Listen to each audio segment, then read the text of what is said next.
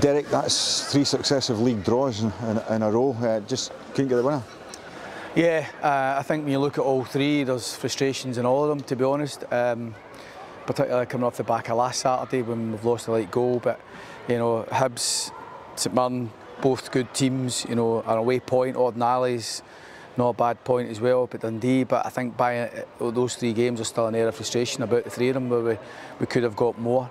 I think each result in isolation, a point against a decent team isn't the worst result, but you know, we want to try and make these winning performances, and you know, the difference between the last few games and this game is we managed to get the first goal. We just didn't enjoy being in front for long enough.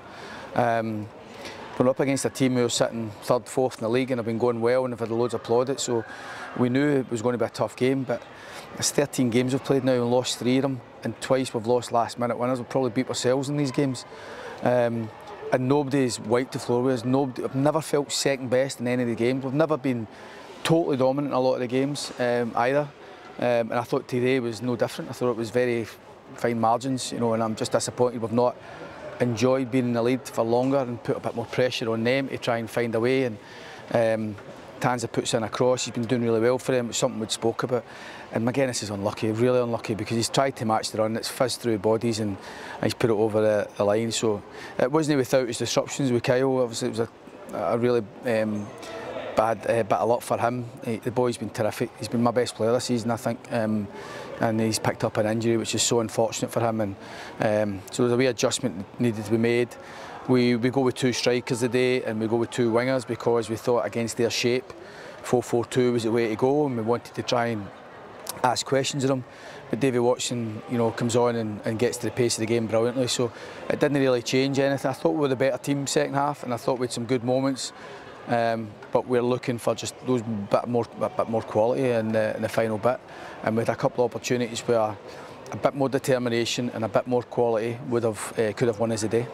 Brad Lyons got the opening goal, and bravery to go and win that header. Yeah, absolutely. Not just bravery, but it's the sort of determination that I'm speaking about, that we're looking for more. He was second favourite the whole way, to the point where you think, is it really worth going for a challenge? But he's not took his eyes off the ball. He's really brave, committed, determined, and gets his just reward. A brilliant goal. It's not going to win goal of the season, but just in terms of what you want for your players, that eagerness and willingness to go and probably get yourself hurt in the process, but still goes and wins it. And you know, it's that sort of thing that epitomises Brad, but it's the sort of thing that we need a bit more from others, just to go and show that extra bit of determination to get the ball over the line, not just in challenges because we're committed and all that, but just take the initiative and try and make those runs, keep making those runs beyond. Even St Mirren's goal, Bacchus makes a run from 30 yards, sprints and forces the error, to be honest, from McInnes. So we're looking for a wee bit more of that and a wee bit more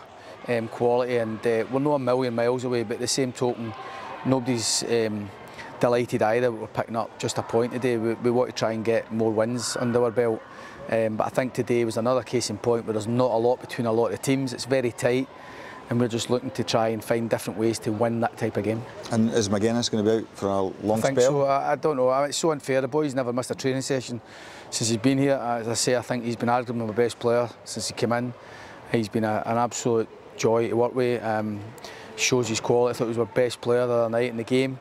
We're always a wee bit of a concern the 3rd game in a week because he's not done that for a while. But we spoke to Kyle. I phoned him again last night just to make sure he was good to go with it, and he was bursting to play and he felt good in the game. I think he's just a bit unfortunate. He's kind of jarred his leg, he slipped and he's kind of hyperextended his hamstring a bit. So hopefully he gets a bit of luck with that and he's not out too long. Hopefully we'll get Marley back for next week, because we're hoping that would be the case. But you know, good to get Corey back. But unfortunately for Kyle, it looks as if we'll miss him for the next wee bit.